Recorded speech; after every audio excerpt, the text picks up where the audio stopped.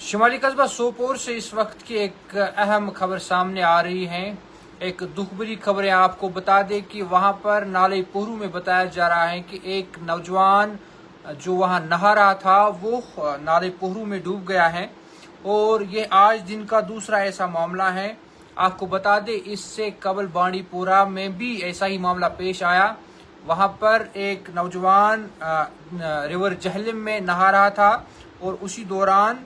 وہاں پر وہ ڈوب گیا، لیکن ابھی کا اپڈیٹ ہے چونکہ بانڈی پورہ کا معاملہ لگ بھگ غالباً 1 گھنٹہ پہلے پیش آیا، اس کے بعد ہی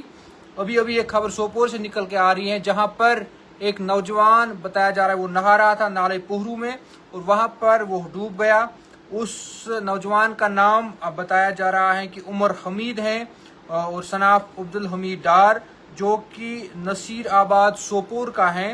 چونکہ نہانے کے دوران وہ وہاں پر نالے پہرو میں ڈوب گیا ہے، اور اس معاملے کے فوراً بعد وہاں پر ریسکیو آپریشن چلایا گیا ہے۔ ابھی بھی ریسکیو آپریشن جاری ہے وہاں پر، اور اس کو وہاں سے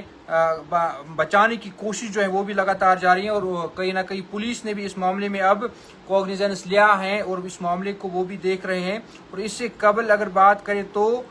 ضلع بانڈی پورہ میں بھی ایسا ہی ایک معاملہ پیش آیا تھا، جہاں پر ایک جو نوجوان ہے 19 سالہ نوجوان ریور جہلم میں نہا رہا تھا، لیکن اسی بیچ وہ وہاں پر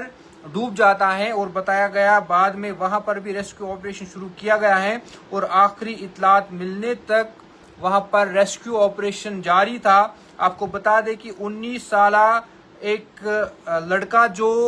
بانڈی پورہ میں ڈوب گیا ریور جہلم میں، اس کا نام ندیم بتایا جا رہا ہے، اور صناف ظہور احمد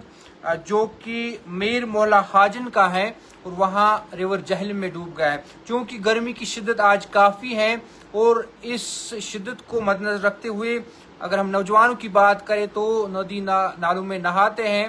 اور گرمی سے راحت پانے کے لیے ایسا کرتے ہیں، لیکن کہیں نہ کہیں اس میں احتیاط برتنے کی بھی ضرورت ہے۔ چاہے ہم ریور جہلم کی بات کریں یا ایسے جو نالے ہیں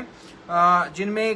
پانی کی سطح کافی ہوتی ہے، تو وہاں سے بچنے کی ضرورت ہے۔ لیکن فی الحال یہ خبر سوپور سے جہاں پر بتایا جا رہا ہے کہ ایک نوجوان جو وہاں پر نالے پہرو میں نہا رہا تھا وہ وہاں پر جو ہے اس نالے میں ڈوب گیا ہے، جس کے فوراً بعد وہاں ریسکیو آپریشن شروع کیا گیا ہے، اور ابھی بھی ریسکیو آپریشن وہاں جاری ہے۔ مزید خبروں اور اپڈیٹس کے لیے بھی آپ ہمارے ساتھ بنے رہیے اور دیکھتے رہیے تامل ارشاد ملٹی میڈیا۔